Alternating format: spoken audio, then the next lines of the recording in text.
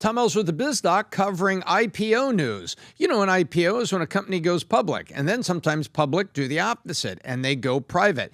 Well, guess what? 3G Capital brought the wheelbarrow full of money to Manhattan Beach, California, knocked on the door at Skechers and saying, for $9.4 billion, we will take you private. And so shareholders are going to get about $63 a share, 62, 63 is the calculation as I understand it.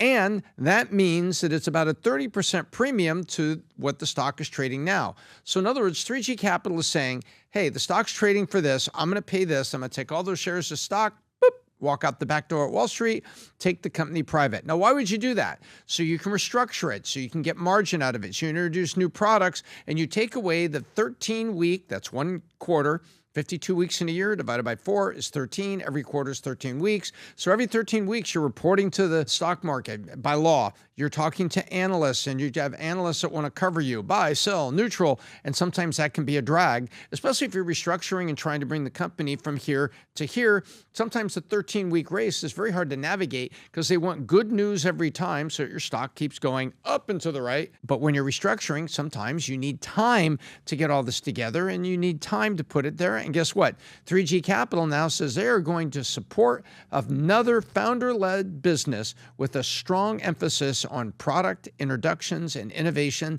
And that's what they say they're going to do with Skechers. So $9.4 billion later, which is a bunch of debt from JP Morgan and a bunch of capital from 3G Capital, guess what? Skechers is coming off the stock market, and they will be running quietly and privately as they make new shoes for you and me. And then we'll find out. Usually what happens after a time of restructuring, without the bright lights and harsh criticisms that come every 13 weeks on Wall Street, sometimes they come right back out and go public again when they have straightened it out, got their strategy in place, and are ready to go.